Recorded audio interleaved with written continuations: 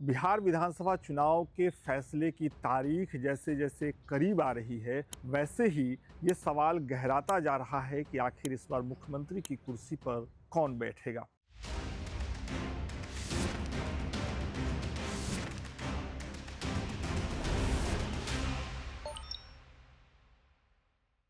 पिछले दिनों एनडीए के एक घटक दल जनता दल यूनाइटेड, जो कि नीतीश कुमार की पार्टी है, उसने अखबार में एक एडवर्टीजमेंट दिया। जदयू के सोशल मीडिया चैनल पर एक पोस्टर बार बार शेयर किया जाने लगा। ये पोस्टर अभी आपके स्क्रीन पर है। इस पोस्टर पर पार्टी साफ साफ कह रही है कि कुछ दिनों के बाद बिहार में नीतीश कुमार की सरकार लौटेगी।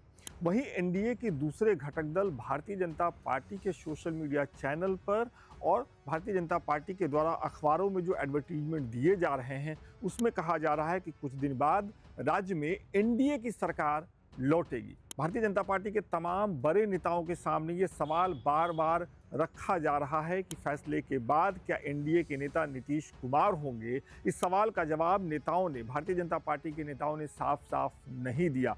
आरोप तो ये भी लगा कि नीतीश कुमार आजकल देश के प्रधानमंत्री नरेंद्र मोदी की चुनावी सभाओं से दूर रह रहे हैं। पिछले दिनों जब प्रधानमंत्री नरेंद्र मोदी ने बिहार की राजधानी पटना में रोड शो किया था, तो उसमें भी नीतीश कुमार की मौजूदगी नहीं थी।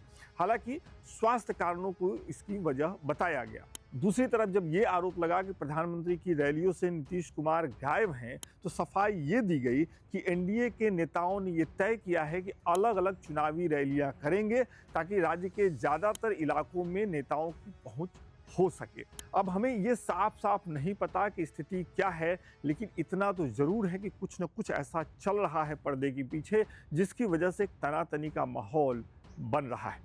एक और कारण देखिए ऐसा सोचने के पीछे। पिछले दिनों जदयू ने अखबार में एक एडवर्टीजमेंट दिया। वो एडवर्टीजमेंट अभी आपके स्क्रीन पर है। इस एडवर्टीजमेंट में साफ दिख रहा है कि देश के प्रधानमंत्री नरेंद्र मोदी के बिल्कुल बगल में खड़े हैं बिहार के मुख्यमंत्री नीतीश कुमार। जितनी बड़ी तस्वीर मोदी जी की है, लगभग उतनी ही बड़ी तस्वीर, माफ करिएगा, नीतीश कुमार जी की है। लेकिन बीजेपी की तरफ से जो अखबारों में ऐड दिए गए चुनाव के दौरान या दिए जा रहे हैं, उसमें देश के प्रधानमंत्री और भारतीय जनता पार्टी के नेता नरेंद्र मोदी की तस्वीर बड़ी लगती है और बिहार के मुख्यमंत्री और जनता दल यूनाइटेड के नेता नीतीश कुमार की फोटो छोटी लगती है। नीतीश कुमार तस्वीरों में किनारे से होते हैं, जबकि सामने फ्रंट से देश के प्रधानमंत्री नरेंद्र मोदी होते हैं। और एक चुनावी सभा में देश के प्रधानमंत्री नरेंद्र मोदी ने ये भी कहा था कि बिहार की जनता को नरेंद्र मोदी और नीतीश कुमार के वायदे पर भरोसा है। अब सवाल ये उठता है कि क्या चुनाव के बाद भारतीय जनता पार्टी सीटों को देखने के बाद अगर फैसला एनडीए के पक्ष में जाता है तो अपना नेता कुर्सी पर बिठा सकती है। जानकार ये बता रहे हैं कि भारतीय जनता पार्टी इस बारे में एक राय बना चुकी है। पार्टी की पूरी तैयारी है कि अगर इस बार जनता दल यूनाइटेड बड़े भाई की भूमिका में नहीं रहती है तो बीजेपी अपने व्यक्ति को, अपने नेता को बिहार के मुख्यमंत्री के पद पर बिठाएगी। दूसरी तरफ लोग ये भी कहते हैं कि नीतीश कुमार इतनी आसानी से कुर्सी छोड़ने को नहीं मान जाएंगे।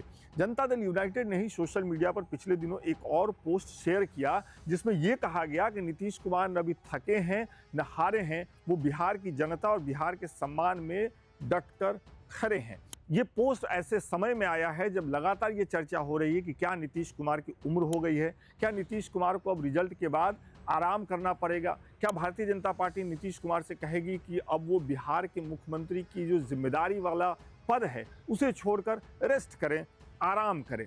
लगता नहीं है कि नीतीश कुमार और उनकी पार्टी और जदयू में नीतीश कुमार के समर्थक इस बात को बहुत आसानी से पचा ले जाएंगे। कहने वाले तो ये भी कह रहे हैं कि पहले चरण के मतदान में जो नुकसान एनडीए को हुआ, खासतौर पे भारतीय जनता पार्टी को जो नुकसान होता हुआ दिख रहा है, अब ये साफ नहीं है कि किसे नुकसान हुआ है किसे नहीं हुआ है, लेकिन जो आकलन है, अगर नुकसान होता है पहले चरण में तो उसकी वजह होगा कि भारतीय जनता पार्टी ने नीतीश कुमार के नाम की घोषणा चुनाव से पहले मुख्यमंत्री पद के लिए नहीं की। लेकिन दूसरे चरण के वोटिंग से पहले भी नीतीश कुमार के नाम की घोषणा भारतीय जनता पार्टी ने खुद करके नहीं की। तो क्या बिहार में नीतीश कुमार को चाहने वाले, नीतीश कुमार के वोटर्स इस बात से वाकई नाराज हैं और ये नाराजगी रिजल्ट आने पर एनडीए को, खासतौर पे बीजेपी को झेलनी पड़ेगी। आपको एक बात और बता दें कि जब चुनाव प्रचार शुरू हुआ उसके पहले दिन से अगर आपने नोटिस किया होगा तो आरजेडी ने खास तौर पे तेजस्वी यादव ने, लालू प्रसाद यादव ने या आरजेडी के किसी दूसरे बड़े नेता ने नीतीश कुमार पर कोई सीधा और कड़ा बड़ा हमला नहीं किया। और कई जगहों पे तो चुनाव के बीच ये नारे भी लगे कि तीर ही लालटेन है, लालटेन ही तीर है। तो क्या बार बार ये कहने वाले नीतीश कुमार कि अब पाला नहीं बदलेंगे, अब इधर उधर नहीं करेंगे, अब जहां हैं वही बने रहेंगे, क्या ये सब कहने वाले नीतीश कुमार के लिए रिजल्ट के बाद एक बार फिर से वो सारा माहौल तैयार होगा जिसमें नीतीश कुमार पाला बदल सकते हैं? ये लाख टके का वो सवाल है जो फिलहाल बिहार में बड़े बड़े विश्लेषक पूछ रहे हैं और गांव जवार में चौक चौराहों पर बात करने वाले आम वोटर्स चर्चा कर रहे हैं।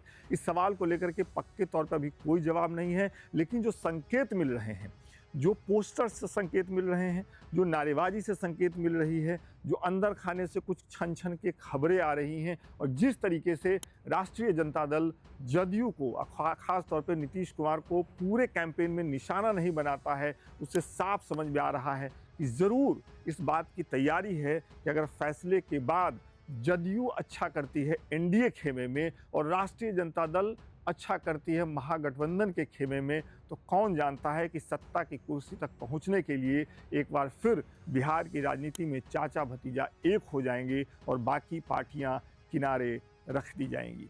आपको इस बारे में क्या लगता है? क्या आप भी इस तरह की किसी सुगबुगाहट पर नज़र बनाए हुए हैं? क्या आप भी ऐसे किसी उम्मीद को देख रहे हैं? क्या आप भी देख रहे हैं कि बिहार में एक बार फिर से बड़ी पलटी मार की पृष्ठभूमि लिखी जा रही है? कमेंट करके बताइएगा। लोकमत हिंदी की नज़र बिहार विधानसभा चुनाव पर पहले दिन से बनी हुई है और जब तक सरकार बन नहीं जाती है, हमारी नज़र इस चुनाव पे बनी रहेगी। बहुत बहुत शुक्रिया।